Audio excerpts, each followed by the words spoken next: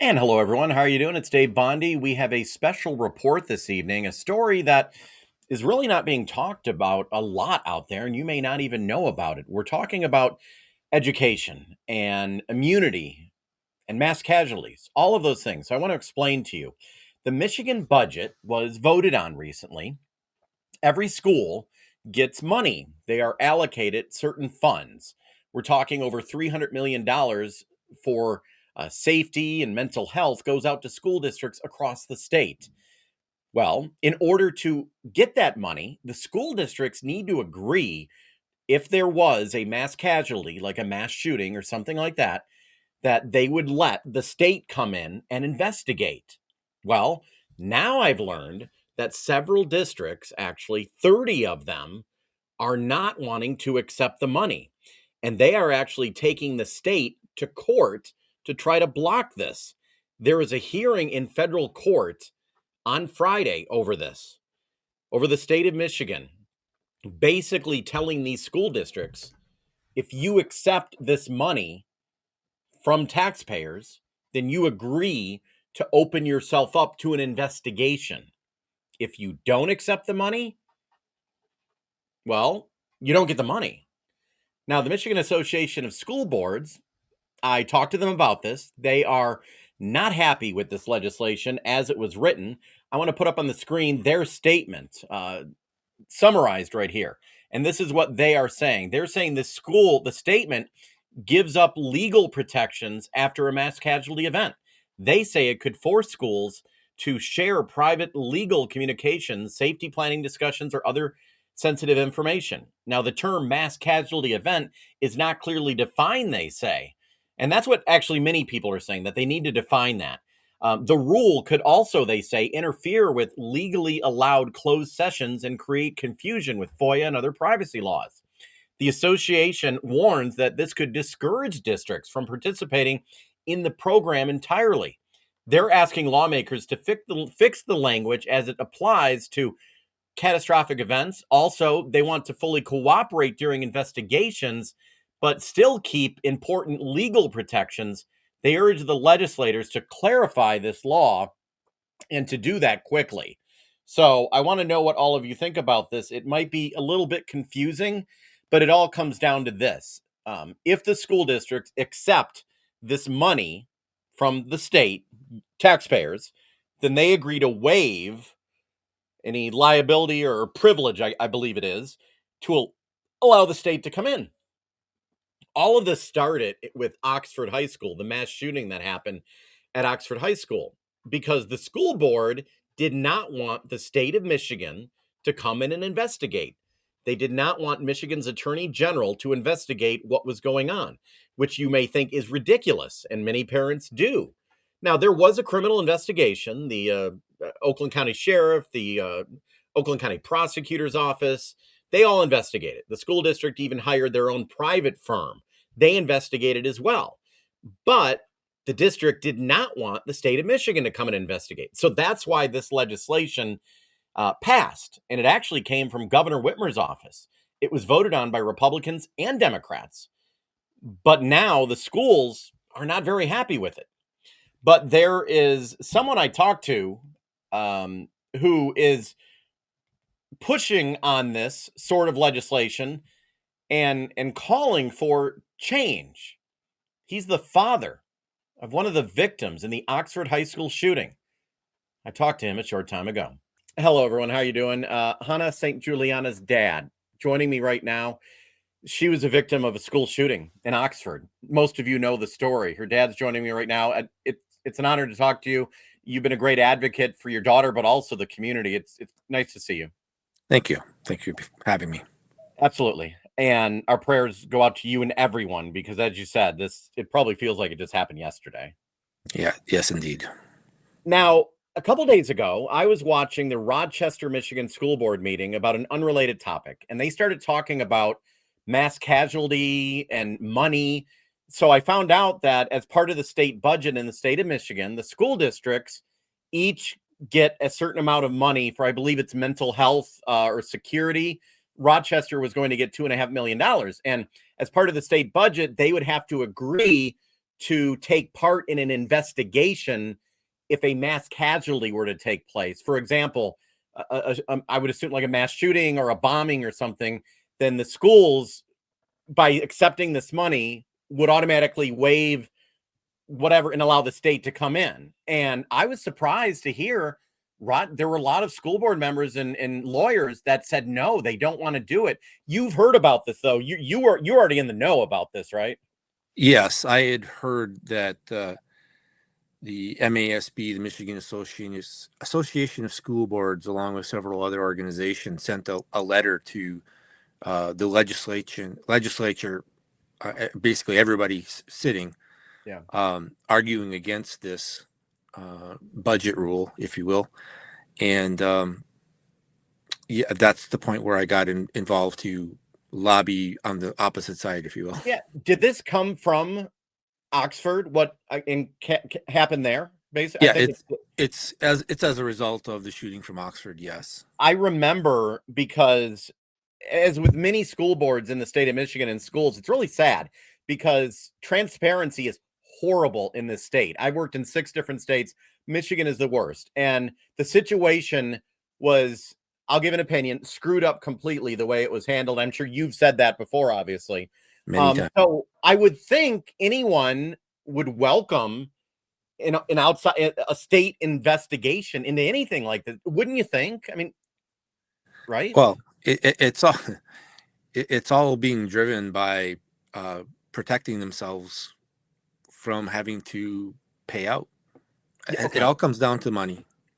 That's what my dad always told me. So in the Oxford situation, Attorney General Dana Nessel, I remember when I was anchoring, she said, okay, I would like to start investigating. And the school board said what? No, thank you. Yeah. Dana Nessel actually offered 3 separate times to come in and do an investigation. And the school board at the time said no all 3 times. Okay, so then she backed off, and has she finally now? I know you had a news conference in the past. Has she now changed her mind? Yeah, it was almost a year ago. We had a conference, and I had lined up support from all of the local government, the sheriff's department, the prosecutors, Oakland county commissioner, and executives. Yeah. And they all supported having the state-led investigation. Okay. It was at that point that Attorney General Nessel changed her position, said that she would do an investigation. It's taken about 9 months for them to review the current evidence, and they are now starting more of an active investigation. What are you looking for in all of the families? And I'm assuming the answer is simple: the truth, right? Yeah, we just want.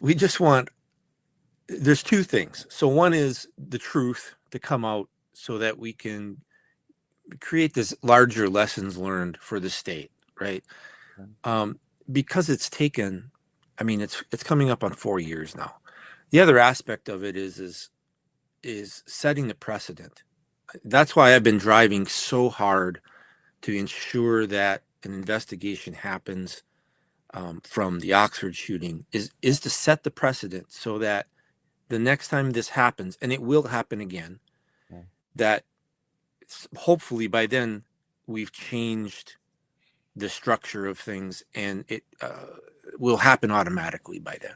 Okay. And by them coming in, basically you are asking for, and I think every parent would want, literally an investigation. What happened? Who said who to what? Like a full-fledged investigation, and not just of that day or the surroundings, but the whole environment with the school, the district, and everything. A full-fledged, deep investigation. That's what we're talking about. Correct. Okay. Yeah, in the school district, they hired their own investigator, and I think it was millions of dollars. Yes, so Oxford agreed to do a third-party investigation. It took a long time because the insurance company lawyers were lying to the board and trying to delay the start of that investigation as long as possible. They finally realized it, started the investigation. They spent about $3 million to have the investigation done. And then it's pretty much sits on a shelf Yeah. because there's nothing being really done with it. And they say independent, but that's not completely I don't want to say unbiased, but not a completely independent, because there's money involved and there's relationships with the parties that, yeah, it's not really. Yes, the board hired a law firm that hired the firm to do the investigation. So it was, not entirely independent, but Yeah. overall, I have to say that they did a good job for Okay. the scope of what they were asked to do. They did a pretty good job. Okay. Yeah, the state coming in. That's why I was so surprised when I heard about this. And so the state of Michigan, some lawmakers from, I don't know if they're from your area, but several spoke out about it. They basically want school districts to agree to allow the state to come in and to investigate. And if each school district takes this money, the money that they're getting, I think, it's for mental health, school security, that sort of thing, I believe. That's my understanding. Yes, Oh, okay. I So let's, believe I believe the wording actually came out of the governor's office. yes. It didn't originate with the legislature. It came out of the governor's office. Okay, so like Rochester, I'd say, okay, state of Michigan, Rochester, we're giving you $2 million, but you need to agree to waive uh privilege. You need to let us come and investigate. And if you don't do that, you don't get the money. So now that's where a lot of school boards are up in arms, and the Michigan Association of School Boards. Now there are some things they don't agree with all of this, but there are some things actually you and them are on board with when it comes to maybe revising. What are some of those things? Like, what is a mass casualty?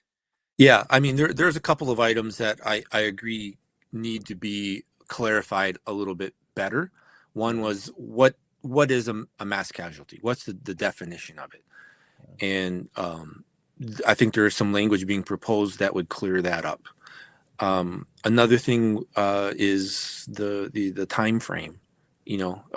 Once they agree to this, is this in perpetuity, or is it the time frame of the budget? I think that's a reasonable expectation to have that clearly defined. Okay. I think if there is no mass casualty, the time frame should be the time frame of the budget of when the monies are being used. Right? I don't know if it's 1 or 2 years. However, if there's an incident, then it should be for the entirety of the investigation and the court cases. Yeah.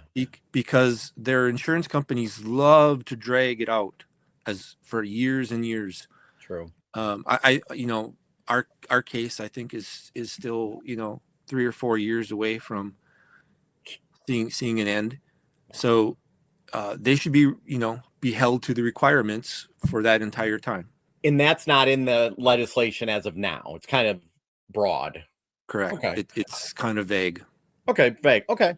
So those are the things to agree with. The Michigan Association of School Boards, I'm going to read you what they wrote because I want to be fair to everyone. They say it could force schools to share private legal conversations, safety planning discussions, or other sensitive information. It could interfere with legally allowed closed sessions and create confusion with FOIA and other privacy laws. And the thing that I kept hearing is privilege. They would give up privilege, and this could discourage districts from participating in the program. What do you say to those points? Well, I think we can use Oxford as a case study in this, and the privilege is the problem. So they use the privilege to have these discussions about what happened, and then they hide those details. Because they have immunity, the cases never actually get into open court. So none of the details of what happens comes out. So the public never knows. The only discussions happen in closed session, which are protected, and which they have their attorneys there at the closed session. So everything is protected, and none of this information comes out to the public. Okay.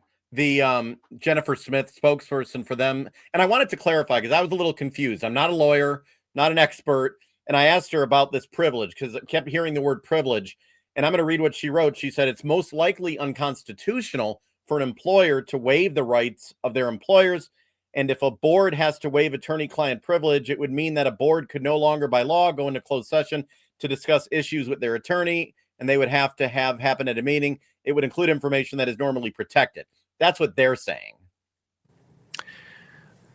Well, in the case of a mass shooting like this, they have immunity. And this rule about waiving privilege doesn't change that fact. So the only thing this rule is attempting to do is to eliminate the ability of the school and the board and the insurance companies to have these conversations that never see the light of day.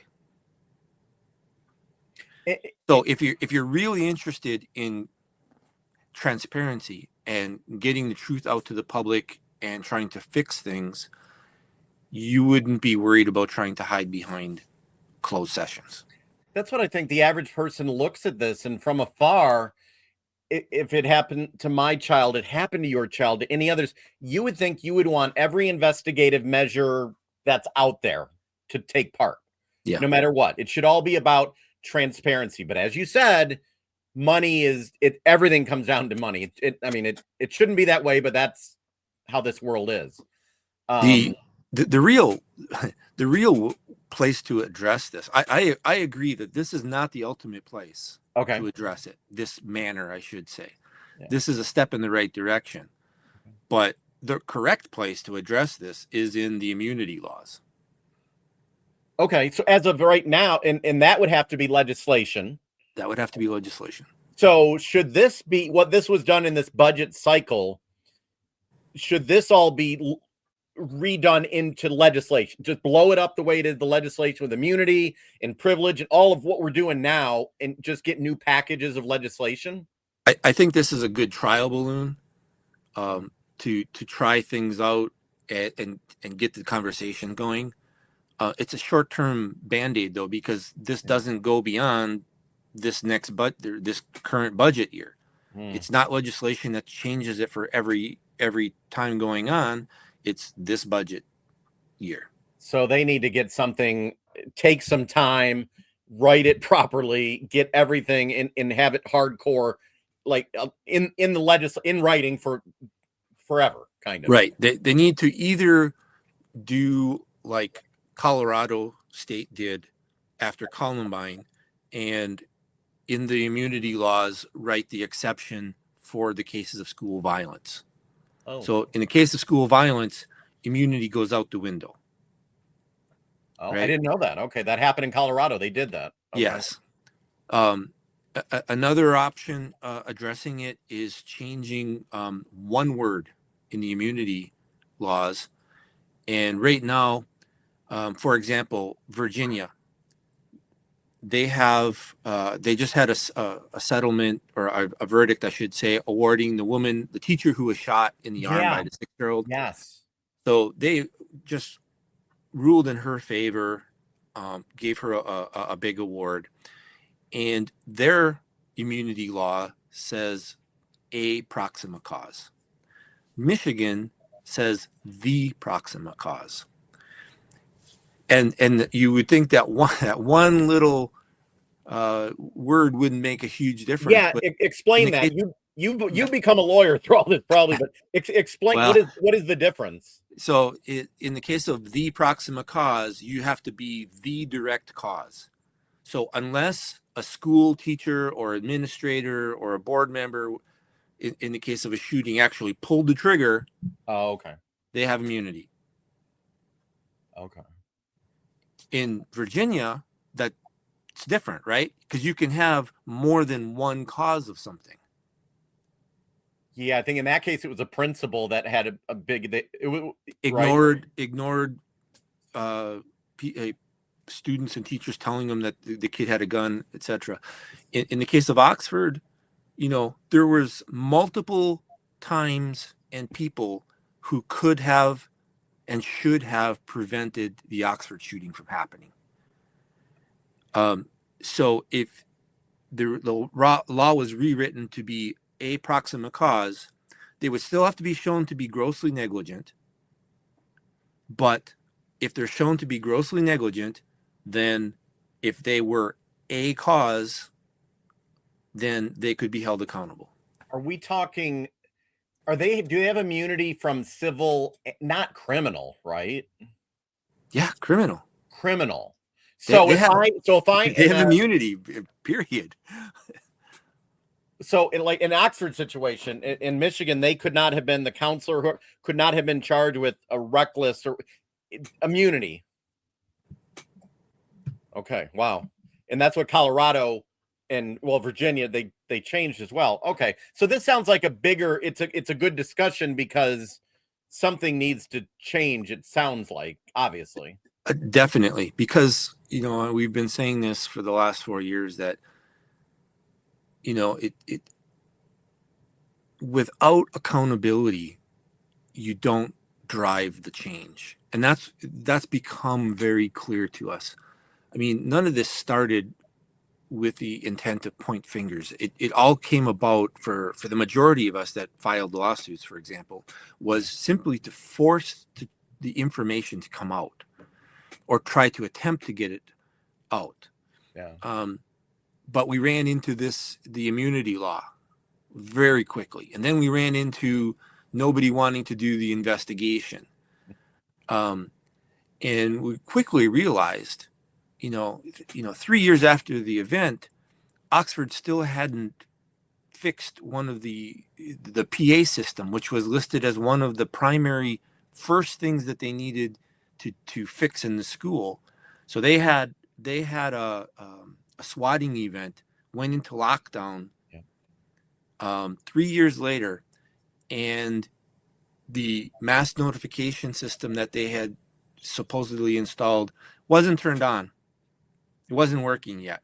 That's unacceptable. Yeah. Right. So, yeah. And this is it's just human nature as well. I mean, without any accountability, there just is no sense of urgency, nothing.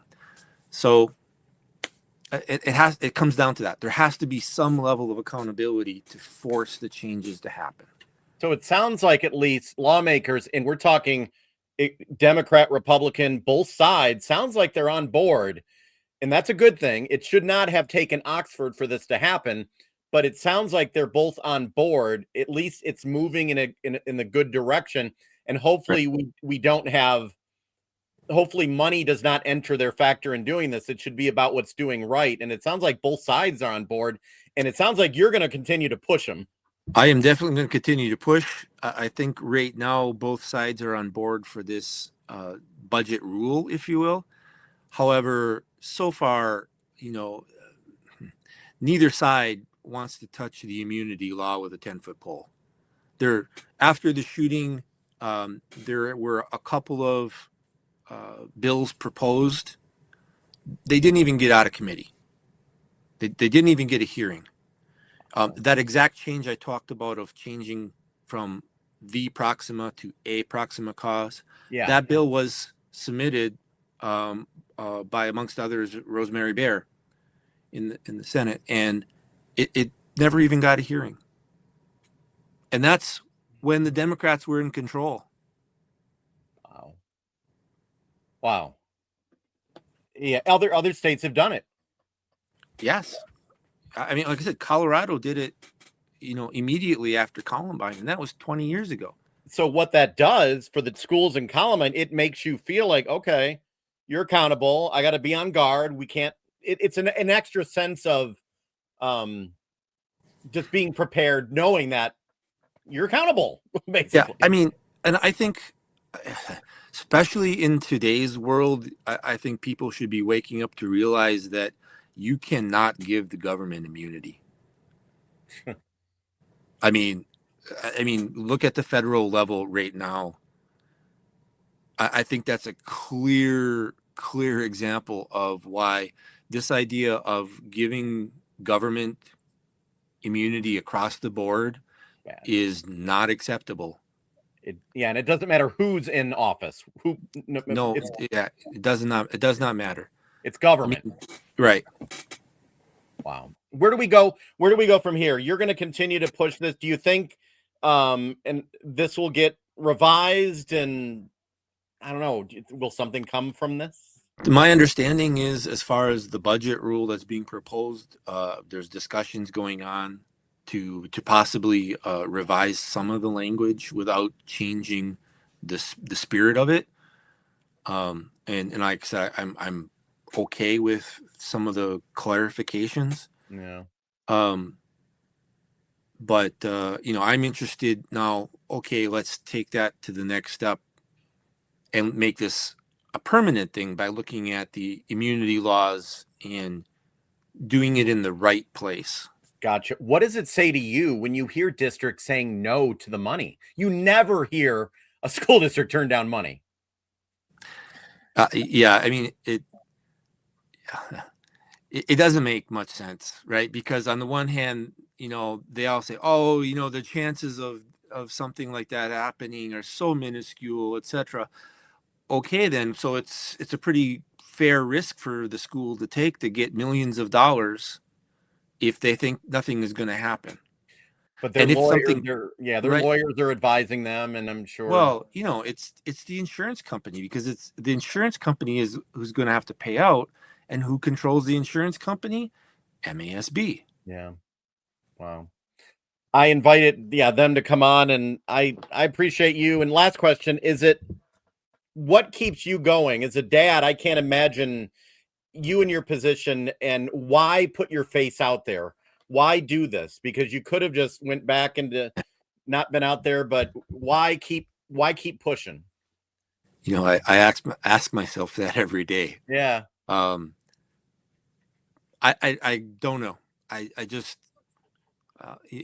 like we've been saying, I'm not the only one that is advocating on this, but yeah, we're not doing it for our kids. Our kids, Hannah's gone. I can't do anything for her, but I can try to wake people up so that when this happens again, they don't have to go through what we went through. Yeah. Well, I appreciate you, because you speaking out will let people know, because in Michigan and throughout the country, people are in a little vacuum, and they don't expand their horizons on information. So I appreciate you taking the time. Keep me updated and let me know what happens. All right. Thank you. I really appreciate the conversation, and I'll keep you updated. And I just learned from him. Steve sent me this message saying that around 30 school districts have filed 2 lawsuits against the state today, challenging the school safety and mental health money. And there's a federal hearing tomorrow. So these school districts are challenging this legislation. I'm going to be breaking down the very latest. When this changes, I'll let you know. Thank you, everyone, for being here. Send this out to your friends. Let me know what you're thinking in the comments below.